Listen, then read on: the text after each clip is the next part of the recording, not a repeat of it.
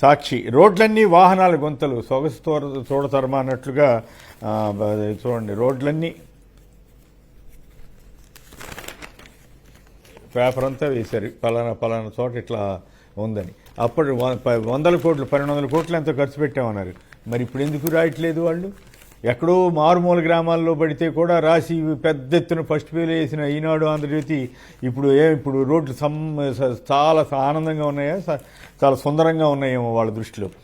Right. Civil దుస్తుల్లో police విధుల అలా వచ్చి లా అండ్ ఆర్డర్ విధులు నిర్వహిస్తామంటే కుదరదు. ప్రసన్న కుమార్ రెడ్డి గారిని అరెస్ట్ చేయడానికి సివిల్ దుస్తులు వెళ్ళటం, ఆయన దాని మీద కోర్టుకు వెళ్ళటం, దీంతో వాళ్ళు అసలు వాళ్ళు ఏంటి అని అడిగితే సివిల్ దుస్తులు వచ్చారు. వాళ్ళు పోలీసులు ఎట్లా అంటారని హైకోర్టు వారు అడిగారు. అంతకంటే సుప్రీంకోర్టు దాకా వెళ్లాల్సి వచ్చింది. తాడిపత్రి నియోజకవర్గం మాజీ ఎమ్మెల్యే పెద్దారెడ్డి గారు తాడిపత్రిలో అడుగు పెట్టడానికి ఆయన హైకోర్టులో ఒక బెంచి అనుకూలంగా ఇస్తే ఇంకో బెంచి ఆపింది. దాని మీద సుప్రీంకోర్టుకి వెళ్తే ఎందుకు వెళ్ళనివ్వరు, అసలు ఏమిటి ఇదేమి పరిస్థితి అని ఆంధ్రప్రదేశ్లో పోలీసులు ఎంత మరి అసమర్థం అనాలా ఏమనాలి. మరి ఒక ప్రభాకర్ రెడ్డి గారి రాజ్యం నడుస్తూ ఉంటే చంద్రబాబు గారి రాజ్యం, లోకేష్ గారి రాజ్యం, పవన్ కళ్యాణ్ గారి రాజ్యం కాకుండా నడుస్తూ ఉన్న తీరు మీద ఇప్పుడు సుప్రీంకోర్టే కలగజేసుకోవాల్సి వచ్చింది. జగన్ ప్యాలెస్ కాదు ఋషికొండ డ్రామా పట్టబయలు, జగన్ ప్యాలెస్ కాదు పర్యాటక రిసార్ట్ అని జీవో ఇచ్చింది ప్రభుత్వం.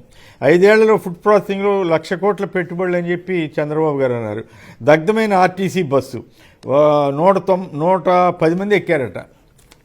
దాదాపు 99 మంది ఎంతమంది ఎక్కువ ఎక్కారు, కిక్కిరిసిపోయి వాళ్ళ కెపాసిటీకి మించి ఎక్కారట. ఆ బస్సులో ఫైర్ యాక్సిడెంట్ అయితే ఎంత ప్రమాదం, లక్కీగా ఎవరికి ఏం అవ్వలేదు. కానీ ఎంత ఈ ఫ్రీ బస్సు ఎఫెక్టు ఆ రకంగా తయారైందని, అంటే బస్సు సర్వీసులు తగ్గించేయడంతో వచ్చిన సమస్య. పీజీకి సెట్ గోపం, ఉమ్మడి ప్రవేశ పరీక్షా విధానం ద్వారా ప్రవేశాలకు మంగళం.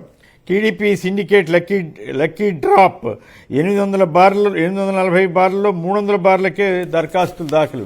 ఓ పక్కేమో విపరీతంగా పెట్టుబడులు 1,00,000 కోట్లు పెట్టుబడులు అంటున్నారు. చివరికి బార్లకు కూడా పెట్టుబడి పెట్టేవాళ్ళు లేకుండా పోయాడో ఏం పాడో. చంద్రబాబు సేవకే పవన్, ప్రజా సమస్యలు పట్టని డిప్యూటీ సీఎం. పార్టీ ఎమ్మెల్యేల సమావేశంలోనూ ప్రజల చర్చే లేదు. చర్చిస్తే చంద్రబాబు కోపం వస్తుందని భయం. వైసీపీ గుంటూరు పార్లమెంటరీ నియోజకవర్గ పరిశీలకుడు పోతిన మహేష్ ఫైర్.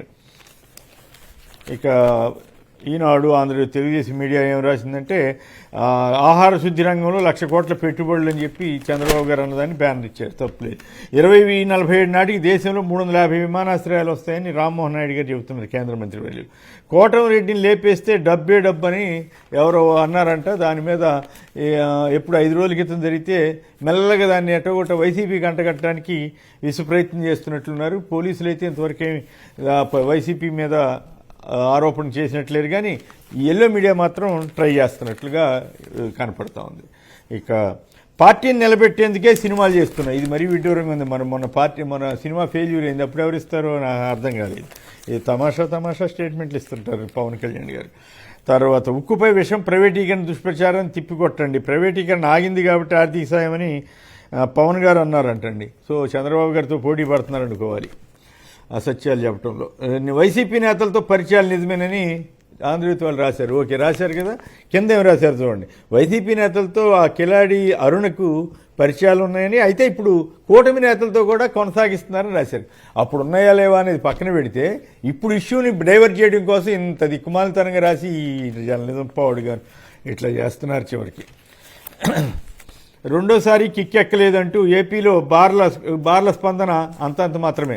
1,00,000 కోట్ల పెట్టుబడులు వస్తున్నాయంటారు. చివరికి బార్లు తీసుకునే వాళ్ళు కూడా లేకుండా పోయారా, లేకపోతే ఇదంతా డ్రామానా అనేది ఇంకొక సందేహం. రైట్. పార్లమెంటరీ కమిటీల ఏర్పాటుపై అధిష్టానం కసరత్తు అంటూ టీడీపీ మీద ఇంకో స్టోరీ ఇచ్చారు.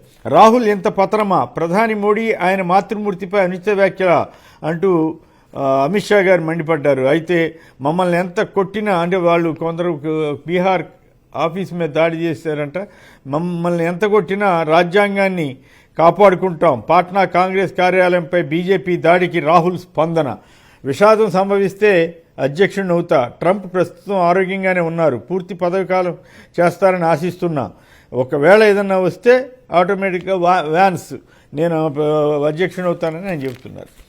ఇక అమరావతిలో చాప్టర్ టీపీసీఐ చాప్టర్ అని పెడతారటండి. సో మంచిదే, కానీ సదస్సులేమో విశాఖపట్నం, పెట్టుబడులేమో అమరావతి అని కొందరు ఉత్తరాంధ్ర వాళ్ళు ప్రశ్నిస్తున్నారు.